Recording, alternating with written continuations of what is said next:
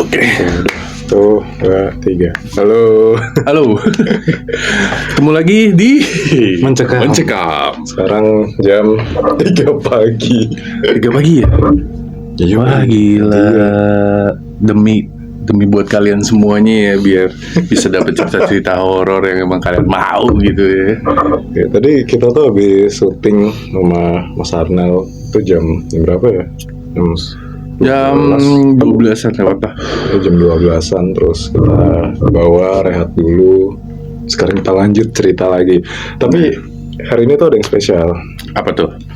Kita dapat cerita dari fans.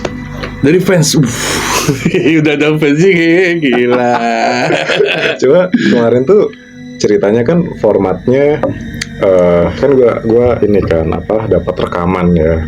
Terus gua tuh lagi bingung gimana caranya mindahin rekaman ini ke dalam bentuk teks kayak gitu.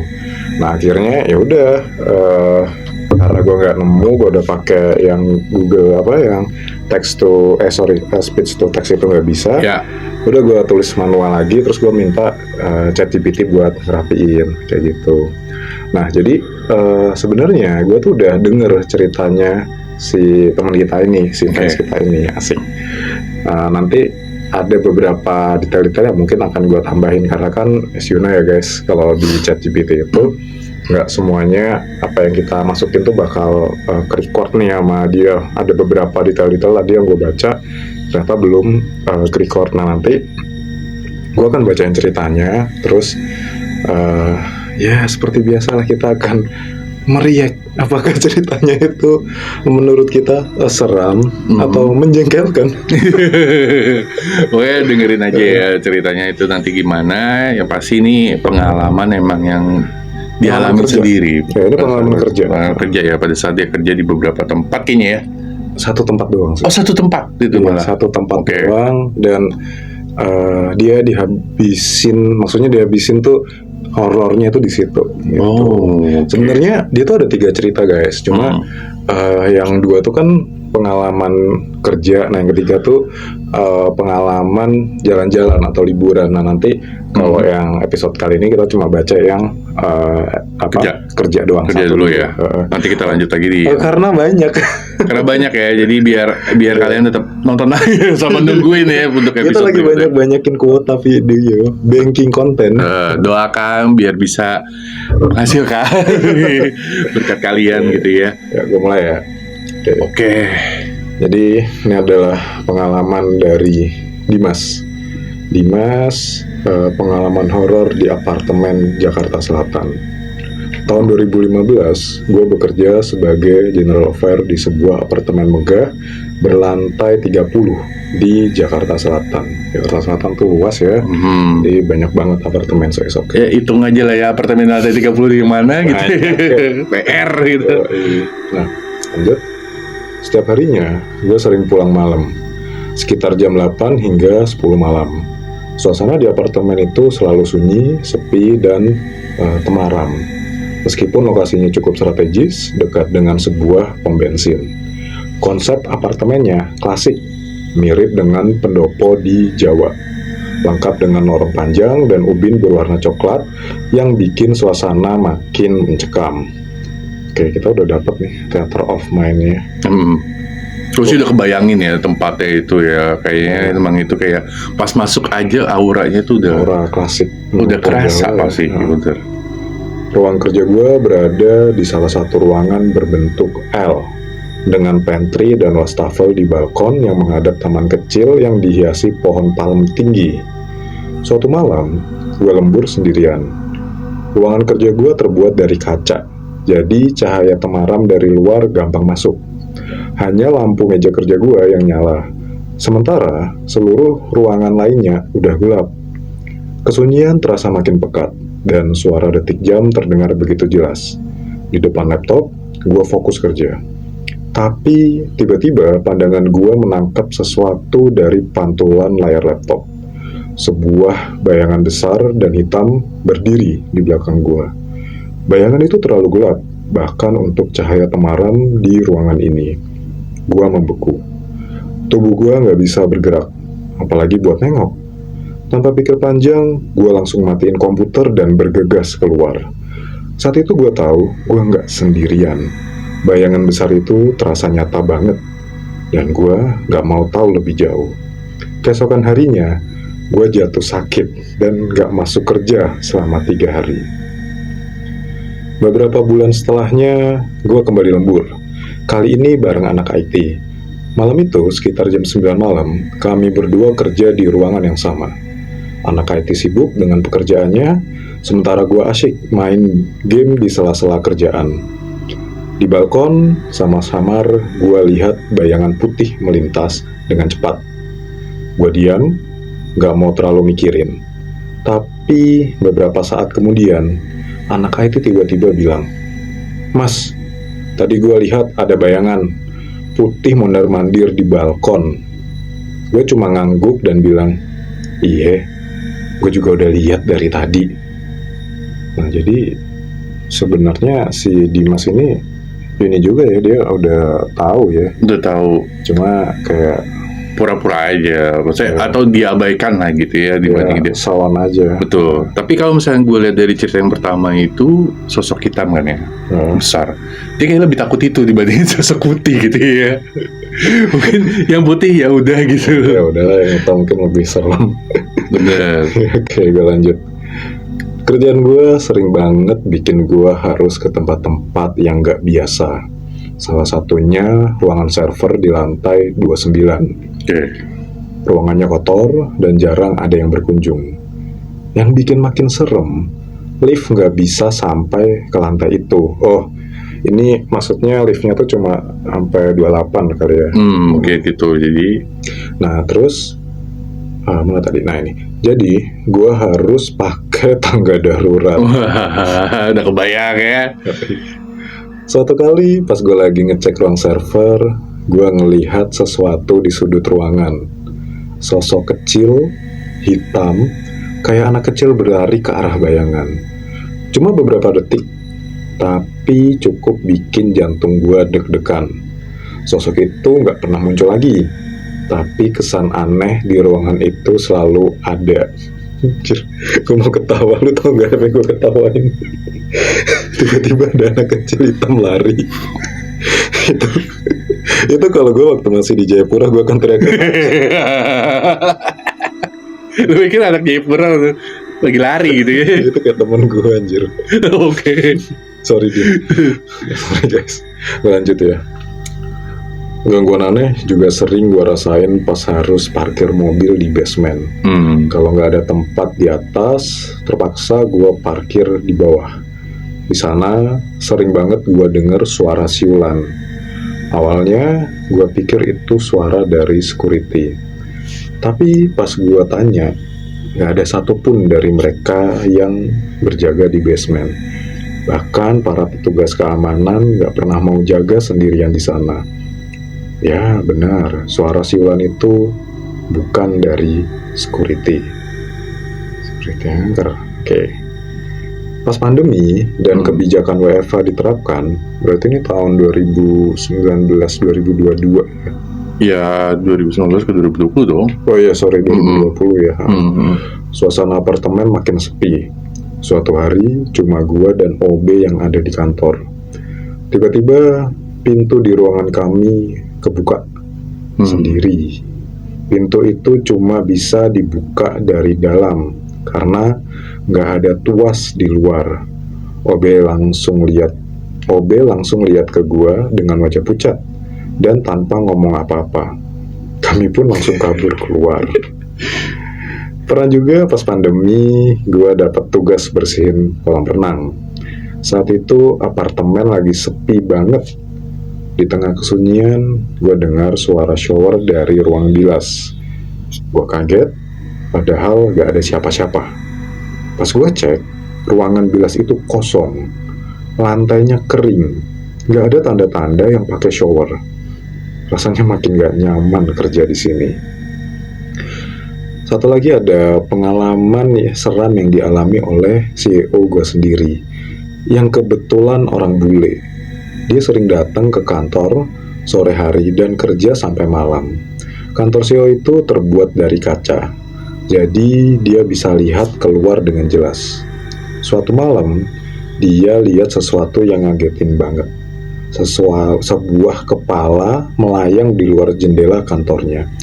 Kepala itu pucat, dan yang bikin seram, cuma kepalanya aja yang kelihatan. Badannya sama sekali nggak ada. Besoknya, CEO gue cerita ke anak-anak IT. Tapi bukannya simpati, mereka malah ketawa. Ternyata itu udah jadi hal yang biasa di apartemen ini. Oke. Jadi Wah, yang paling part mana nih yang paling epic menurut gue yang terakhir sih ya, yang CEO-nya itu ya. ya itu menurut gue paling epic sih. Iya gak sih? Karena waktu Dimas cerita ke gue, kebetulan ini Dimas itu ceritanya pas lagi di kantor kita.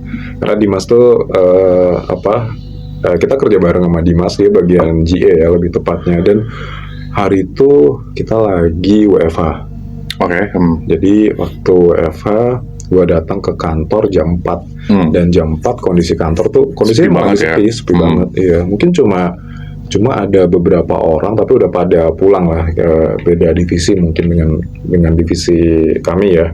Terus ini ada beberapa fun fact sih. Jadi waktu si Dimas cerita ini, itu kan kondisinya gue sama dia lagi depan-depan kan. Iya.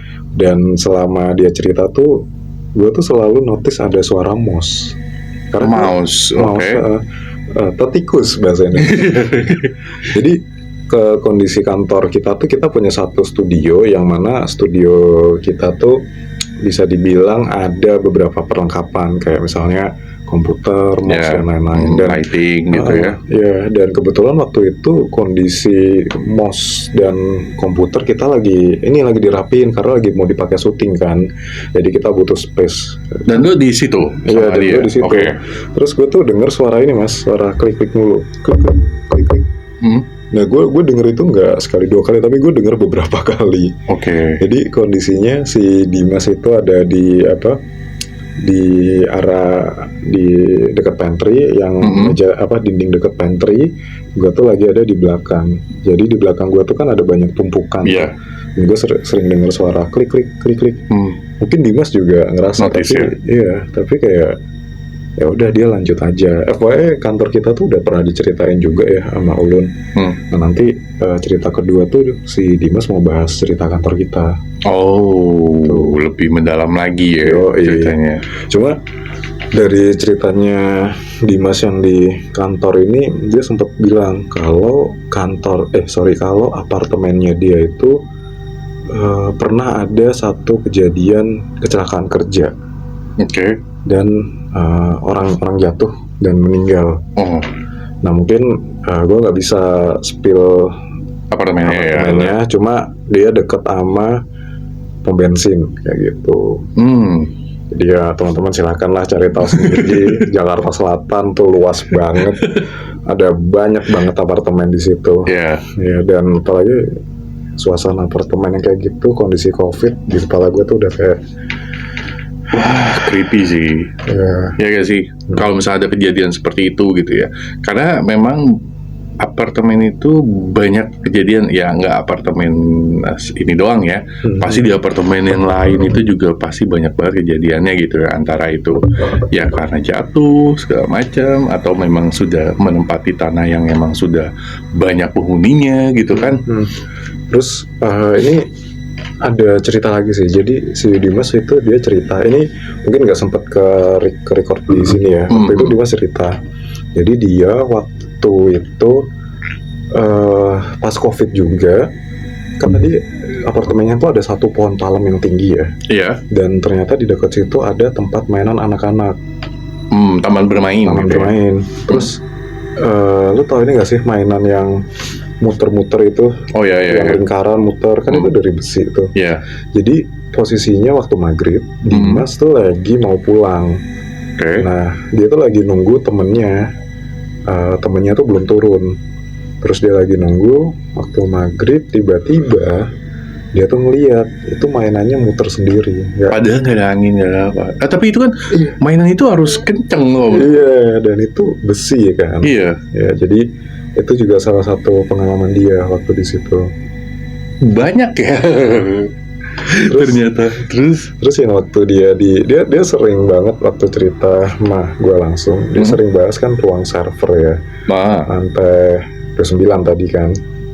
Sebenarnya dia sering banget disuruh ke ruangan itu buat ngecek, jadi kayak ngecek doang. Tapi karena beberapa kejadian, terutama salah satu yang diliatin sosok anak kecil hitam tadi, dia tuh akhirnya cuma ke ruangan server terus turun lagi. Jadi kan harus kan difoto ya. Nah dia foto sekali tapi dibanyak-banyakin. Jadi itu saking dia takutnya. Gitu. And then si Dimas ini juga pernah cerita kalau apartemen tersebut itu punya satu ruangan yang memang ruangan milik owner. Dan ini ruangan bersih banget. Tapi Dimas selalu takut kalau ngebersihin ruangan itu. Dia nggak tahu ada apa, tapi dia selalu takut dan dia minta berdua kalau ngebersihin ruangan itu. Jadi beda dengan kamar apartemen yang mungkin udah kosong ya. Jadi khusus kamar itu dia selalu minta berdua gitu. Itu di lantai berapa? Lantai 1. Oh, lantai 1? Iya. Dan ruangannya itu emang ruangan yang ya ruangan bos ya, ruangannya gede, bersih kan, nggak boleh kotor. Jadi tapi dia selalu takut untuk ngebersihin ruangan. Ini ruangan CEO-nya dia atau owner? Owner ya malah. CEO-nya itu kan bule. Dia tinggal di di kamar, gue lupa lantai berapa. Di apartemen yang sama, di kamar lantai berapa? Tapi gue lupa kamarnya berapa. Tapi CEO-nya tuh sering banget kerja ke ruangan jam 4 atau jam 5 gitu. Dia baru kerja tuh. Gitu. Nah makanya waktu ini menarik juga ya, si CEO-nya tuh kan bule, dia bilang yang tadi ngeliat kepala, terus dia bilang ke anak-anak IT, hantu Indonesia jelek-jelek banget ya, kayak gitu. Terus diketawain. Tapi real gitu sih. Akhirnya dia melihat sosok makhluk gaib di Indonesia gitu, bukan di negara dia. Kalau di negara dia kan ya kita tahu lah seremnya seperti apa juga gitu kalau di film-film ya gitu. Cuma yang nggak habis pikir itu adalah ketika si CEO-nya bilang itu, ternyata hantu Indonesia serem-serem banget ya ke anak-anak kan. Si anak-anak air itu pada ketawa. Pak, itu yang kita lihat setiap hari. Shit man. Agak beban ya kalau kerja di situ kayaknya gitu. Kalau tiap hari itu capek gitu, aura kita tuh capek, itu sedot gitu. Biasanya kan orang stres kerjaan itu kalau nggak job desk, gaji, manajemen. Ini karena tempat lu horor, tempat lu berhantu, jadi lu stres. Makanya kayaknya Dimas akhirnya resign dari tempat itu gitu. Iya, dia akhirnya resign karena udah gak kuat gitu. FYI, Dimas resign, pindah ke kantor kita. Ternyata lebih horor. Lebih horor lagi. Pokoknya ceritanya nanti horor juga ternyata gitu kan. Jadi ya kemanapun ya horor menghantui dia lah. Mengikuti dia gitu ya kayaknya. Dan dari cerita dia tuh yang paling bikin theater of mind kebentuk itu adalah apartemennya itu emang bener-bener modelan pendopo dan kayak lorong gitu loh. Jadi lantai ubin yang coklat. Terus habis itu dari lampu yang temaram. Habis itu ruangan kantor buat anak-anak itu cuma kaca, dan lampu tuh dari luar, lampu dari dalam tuh juga sama temaramnya. Oke. Emang konsepnya tuh warm kayaknya ya gitu. Jadi mungkin lampu-lampu yang digunakan juga bukan lampu terang gitu, lampu yang kuning gitu kan. Jadi makanya ya gitu. Terus apartemen dia tuh ya tadi gue sempat ngobrol dengan beberapa orang, emang apartemennya tuh lumayan lah di daerah tersebut tuh. Bisa dibilang beberapa warga sekitar tahu kalau tempat itu banyaklah cerita-cerita. Gitu. Dulunya mungkin tanah kuburan atau apa gitu? Bukan. Dulu itu tanah bekas sekolah. Iya. Tapi gue nggak mau ngasih tahu sekolahnya apa. Sekolah SMA Dimas bilang yang SMA-nya dipindahin, akhirnya tanah itu dijadikan apartemen. Kalian cari sendiri lah di mana itu. Padahal sebenarnya kan ya kalau misalnya sejarahnya itu kan dari tanah sekolah gitu, bekas sekolah. ya dari bekas sekolah itu juga nggak tahu bekas apa gitu kan ya, gitu emang ya sampai akhirnya ya banyak penghuninya ternyata di apartemen itu gitu. Ya.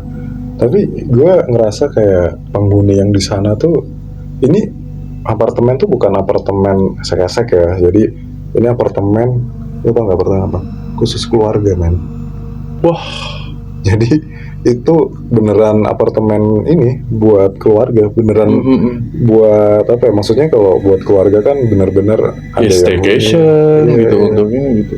Dan dia bilang juga kalau apartemen ini jarang sepi, jadi rame terus. Dan sampai sekarang tuh belum ada cerita dari Dimas. Pengunjung. Iya, Dimas belum dapat cerita dari Oh iya? pengunjung, belum dapat. Iya. Berarti sebenarnya yang lebih banyak diganggu adalah ya Karyawan, bener. Makanya kayak dia lihat sosok bayangan, terus dia kan sering ngubur kan tadi dia bilang ditampakin atau apa kayak gitu. Makanya kadang kebetulan rumahnya Dimas tuh deket sama si apartemen ini, jadi dia tuh nggak perlu ongkos saya maksudnya Iya.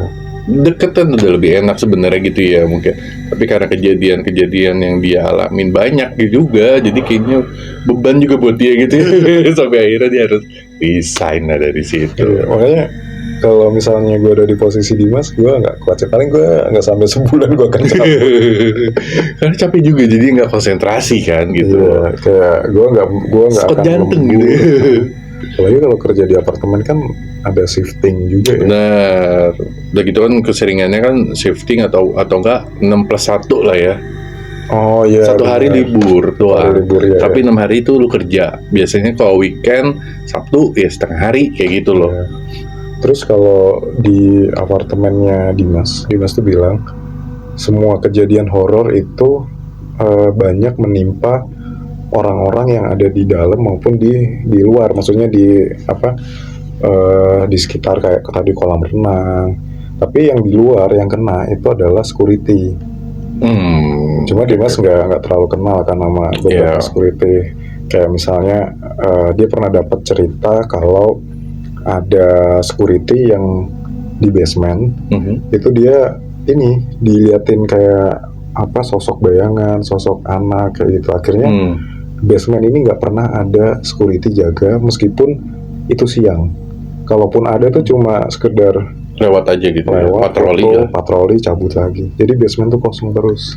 Udah pada tahu ya. Jadi kayaknya hampir semua karyawan di situ emang sudah pernah ngeliat gitu atau mengalami kejadian sendiri gitu ya. Gue rasa sih iya ya, apalagi dari cara Dimas cerita menyampaikannya gue, itu.